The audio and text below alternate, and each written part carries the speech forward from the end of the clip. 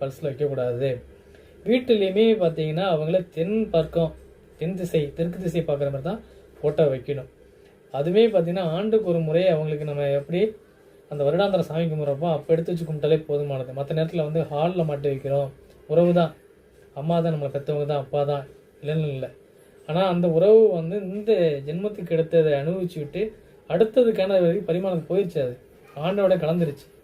திரும்பி அதை வந்து அவங்க நம்ம பார்க்குறப்ப அவங்கள பற்றி பேசுகிறப்ப திரும்பி வந்து அவங்களுடைய அந்த ஆத்மாவை நம்ம டிஸ்டர்ப் பண்ணுற மாதிரி.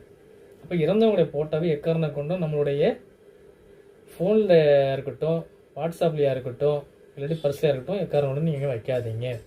அதேமாரி பர்ஸில் எப்பயுமே எந்த ஒரு பில்லையும் வைக்காதீங்க.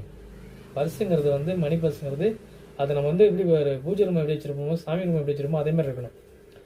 அங்கே போய் நீங்கள் எல்லா பில்லு, கண்ட ரசீது, விசிட்டிங் கார்டு அது இதுன்னு எதை வச்சுட்டு இருந்தீங்கனாலே உங்களுக்கு